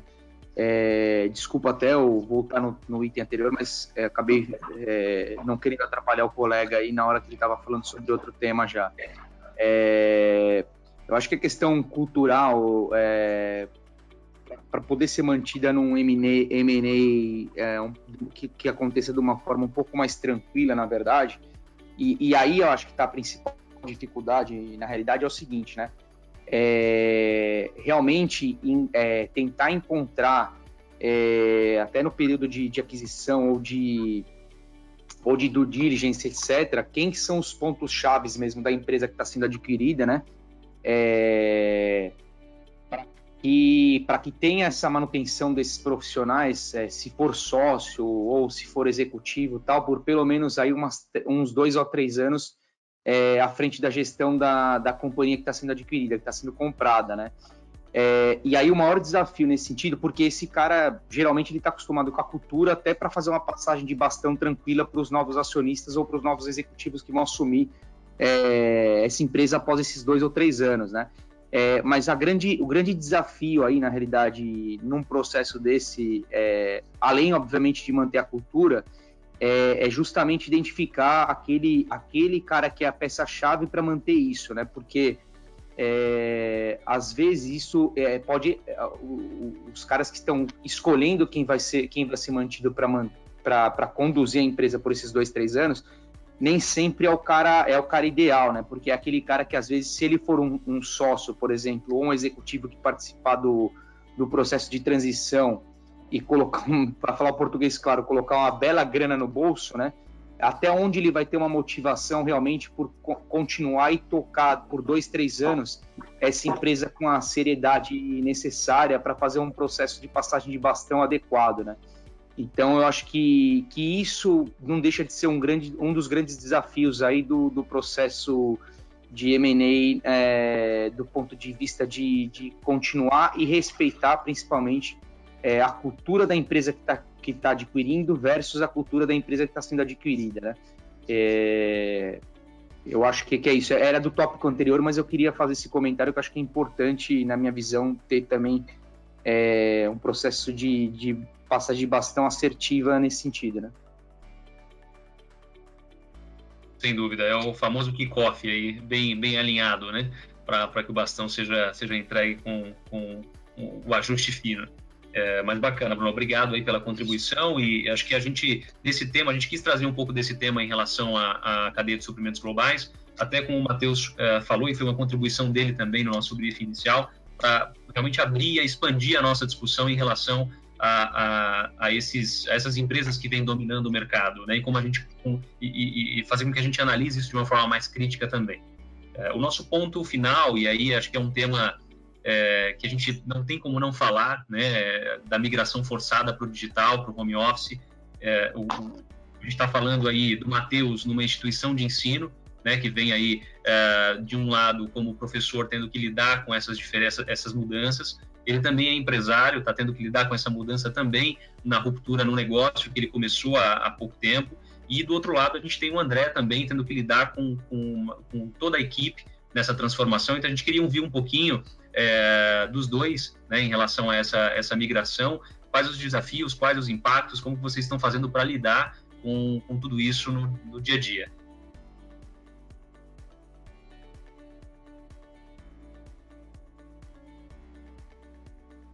Matheus, se você quiser... Eu posso começar? Eu posso. Como professor, assim, eu queria dizer que é muito difícil. A gente perde muito da nossa interação, né, em sala de aula, que é uma coisa que é super importante. O nosso contato próximo, a faculdade que eu dou aula, a Profuturo, a FIA, ela tentou bravamente assim, migrar para o digital, mas para dar uma opinião 100% sincera, eu sinto que muito da nossa proposta de valor é perdido quando a gente passa a aula para uma aula digital. Eu acho que é muito difícil. Falando um pouco do Siriema, né? O que é a minha empresa? O que é o Siriema, né? A gente é uma torrefação de cafés especiais. A gente integra toda a cadeia de café. A família do meu sócio tem produção de cafés. A gente traz isso, tem uma micro-torrefação localizada em Pinheiros. Conseguimos rodar 40 dias e veio a pandemia, né? A gente ficou 1 ano planejando, rodou 40 dias, veio a pandemia e tivemos que fechar, né? E aí foi, evidentemente, uma fazendo o plano de negócio para vir a pandemia e derrubar qualquer perspectiva, né? Esquece. Mas eu já sabia que plano de negócio é assim mesmo, né? Você faz para você estudar, para você aprender, né? Porque para aplicar não dá, né? Eu sempre pergunto para empreendedor, né? Que eu faço entrevista, você fez plano de negócio? O cara fala, fiz, você usa ele? O cara fala, não, deixa lá na gaveta, guardado, né? Não precisa ficar pegando ele toda hora para olhar. O que eu acho que é assim, a gente teve um grande aprendizado, que foi, primeiro, a gente acertou algumas coisas. Uma das coisas que a gente acertou foi começar muito pequeno. A gente tinha a caixa para fazer um negócio grande, a gente levantou um bom dinheiro com o investidor, e aí a teoria que eu falei para o meu sócio, né, que foi quando a gente acabou batendo o martelo, foi, cara, a gente vai fazer que nem startup, a gente vai montar um MVP. Qual que é o mínimo de gasto que eu consigo ter para eu testar essa proposta de valor, para eu ver se o produto tem aderência no meu mercado, para eu aprender quais são os processos que eu preciso dominar. Então não vamos fazer loucura, montar lugar grande, contratar 30 funcionários só porque a gente tem dinheiro para fazer isso. Né? Vamos fazer uma lógica inversa, vamos fazer um MVP, vamos descobrir nosso modelo de negócio, vamos ter calma para se a gente quiser a gente pivota, a gente muda e ninguém vai morrer por causa disso. Então esse foi um grande aprendizado como empreendedor. Às vezes a gente pensa que levantar dinheiro, vai investir muito, é muito bom, com certeza, mas assim, nesse momento a gente estaria morto se a gente tivesse seguido um dos planos que a gente considerou de fazer uma cafeteria muito grande, uma cafeteria modelo. E aí só para dar uma linha de grandeza aí para vocês, que é um mercado que não sei se todo mundo é familiarizado, né? Eu converso muito. Uma cafeteria de médio porte, que vai ter aí 15 funcionários, chega a ter um custo administrativo de R$200 mil por mês. Né? Então é uma coisa que não é trivial para você queimar o seu caixa. Então você imagina que você vai ficar 4 meses fechado, são R$800 mil, né? Então é uma coisa complicada em termos de investimento. E a gente teve que migrar pro digital. Migramos, Vocês estão com uma loja virtual agora, né, Matheus?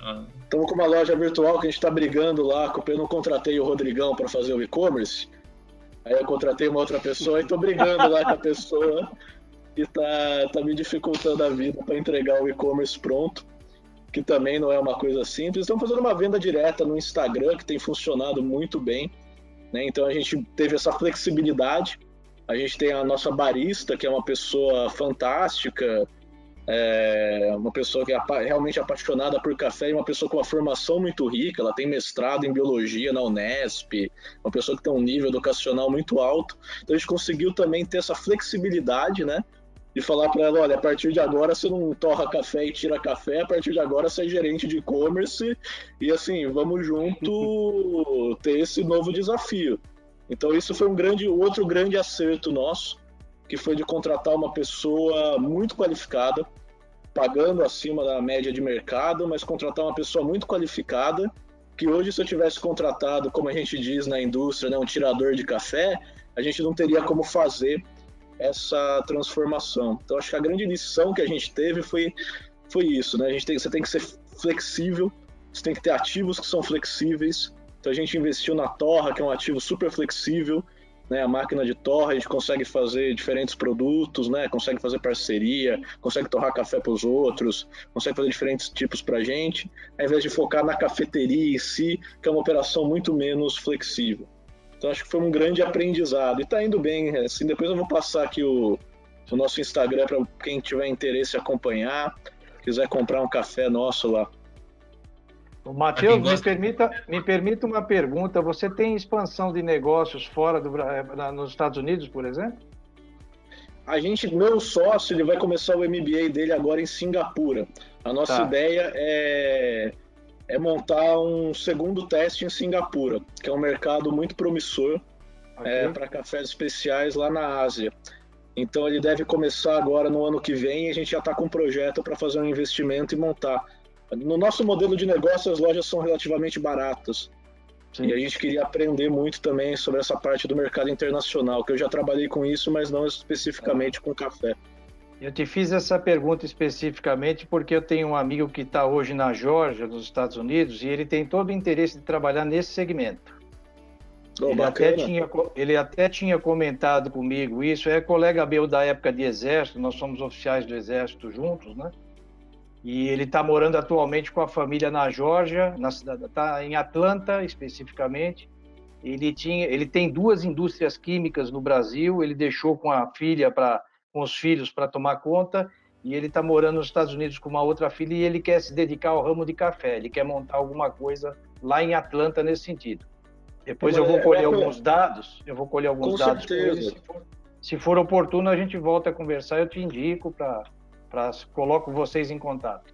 Com certeza, fazer essas conexões para a gente é super importante. Aliás, é o objetivo nosso aqui, né? Fazer esse tipo de network. Né? É o poder do networking, mais uma vez. Sim, com certeza. Aqui, né? Bom, vou abrir o espaço agora, então, Matheus, obrigado pela contribuição e parabéns aí pela trajetória, e muita, como eu posso dizer, muito trabalho duro e um pouco de sorte, né, que todo mundo precisa aí com a Siriema nesse desafio.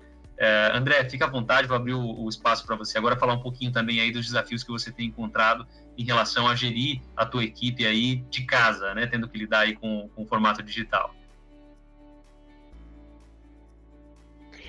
Sim, para a gente também foi uma questão nova, muito em função de a empresa ela não praticava o home office, em função de questão de sindicato, de acordo sindical, então não tinha essa prática oficialmente, né?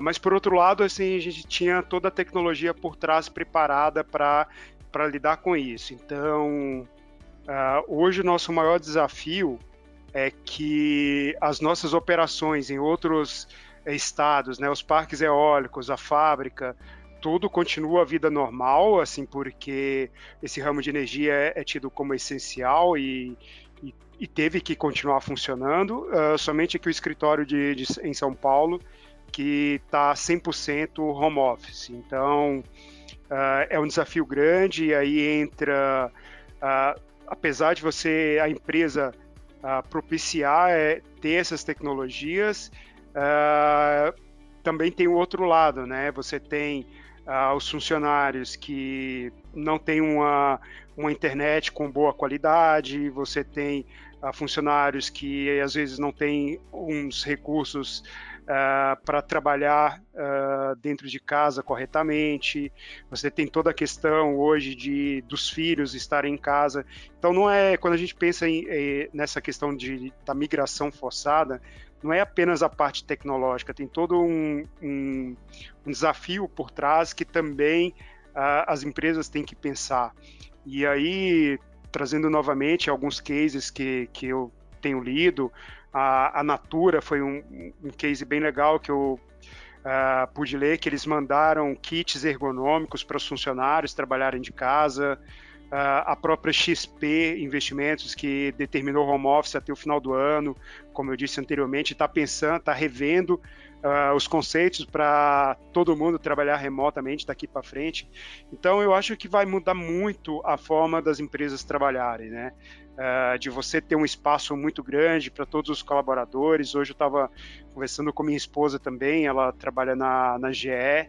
A própria GE está reduzindo, a equipe delas, por exemplo, tem 8 pessoas, eles só vão ter 4 posições quando voltar a pandemia. Então, assim, as empresas vão ter que remodelar e repensar a forma como vai ser daqui para frente. Então, eu vejo como oportunidade das empresas, das pessoas, mudarem um pouco a forma como a gente vê as coisas hoje em dia.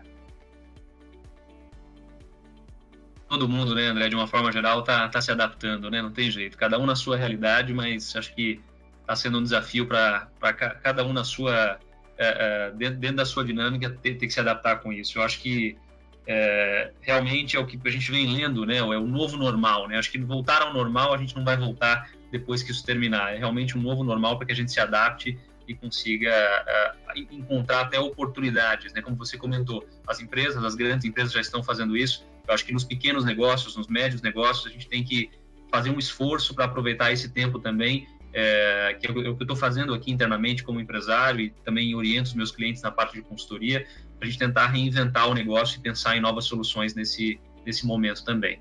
Mas bacana. Bom, e a gente, o último tópico, a gente encerra a contribuição aí do Matheus e do André, agradecendo muito a participação deles. A gente tem um espaço final aí para perguntas e algumas contribuições adicionais. Se alguém tiver, a gente está acompanhando o grupo aqui no bate-papo para ver se alguém tem alguma pergunta adicional. Se vocês tiverem, fiquem à vontade. Só reforçando enquanto isso, para dar um tempo para que vocês pensem também, agradecer mais uma vez o Matheus, o André, não só pelo tempo, pela atenção, mas por ter aceitado de pronto, né, o convite quando a gente fez. O nosso objetivo realmente desde o início era fazer essa composição, corroborar a experiência e o conhecimento dos dois para agregar, não só sobre o ponto de vista do mercado corporativo, como trouxe o André, do ponto de vista do mercado que ele atua, mas também do Matheus trazendo elementos tanto da área acadêmica quanto também do mercado de empreendedorismo, com inovações aí em relação ao negócio dele. Então, mais uma vez, muito obrigado. A gente está seguindo, eu vou seguir aqui para o slide final, a gente não tem mais nenhuma pergunta. Peço desculpas para vocês pelo tempo, né? A gente acabou estendendo um pouquinho do tempo previsto, era até as 8h30, mas acho que o papo foi bacana. Eu sinto aqui, pelo olhar de vocês, que a gente foi seguindo aí, todo mundo engajado com o papo que a gente desenvolveu. O contato do Matheus e do André estão aí disponíveis para quem quiser também printar e depois segui-los no LinkedIn, ou a gente vai disponibilizar, bacana lembrar, a gente vai disponibilizar essa sessão do Uniform na íntegra, até no máximo amanhã, final do dia, a gente disponibiliza o link do YouTube com a sessão na íntegra, tá? Vocês podem depois pegar alguns insights ou pegar algumas partes específicas para poder rever depois o contato do pessoal e dos membros também, ok? Então, Rodrigo, pode seguir aí para o nosso penúltimo slide, que é justamente falando sobre a questão dos membros, né? Então, muita gente está vindo aqui, acho que o Morelli, a Aline estão participando aqui pela segunda vez já como convidados, né? E a partir do segundo encontro como convidado, a gente faz o convite, né? E depois a gente entra em contato diretamente para fazer o convite para se tornar um membro do projeto, entender como funciona, qual é a política de membros, o que a gente traz como diferencial, e o poder, né, do nosso trabalho está justamente nisso que vocês viram durante o evento de hoje, é conseguir conectar pessoas de mundos diferentes, de universos diferentes, mas que têm o mesmo senso de propósito, né, que tem ali na íntegra algo a contribuir de ambos os lados. Então, queria agradecer muito a presença de todos aqui.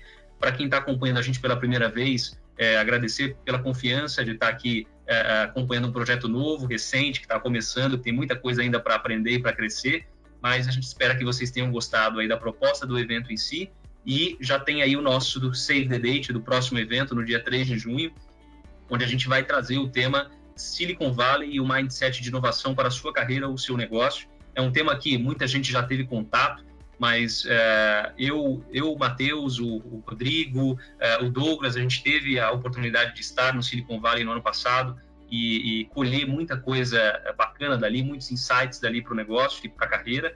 E o Douglas, eu nem falei com ele ainda, estou surpreendendo ele aqui na sessão, mas a gente vai fazer o convite para que ele participe como convidado especial para falar um pouco para a gente também dessa dinâmica do Silicon Valley. E é isso, gente. Agradeço muito aí a presença de vocês e a participação. Espero que vocês tenham gostado. Muito obrigado por tudo. Obrigado, Gustavo. Obrigado, Rodrigo. Prazer rever os conhecidos, né? Um abração pro Douglas. E falar que eu estou à disposição. Quem quiser conectar no LinkedIn, trocar uma ideia. Beleza, pessoal? Um abraço. Obrigado. Um abraço para vocês. Uma boa semana. Bom final Valeu, de semana. pessoal. Tchau.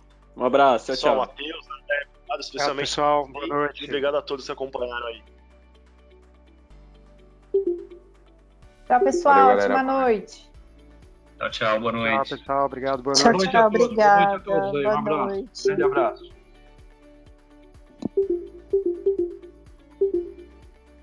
Tchau, Gustavo. Tchau, Bruno. Obrigado aí por tudo. Valeu pelo convite, Gustavo. Grande abraço. Fernando. Obrigado. Valeu, gente. Boa noite aí. Um abraço para todos aí. Obrigado, Bruno. Valeu. Valeu, um abraço, boa noite.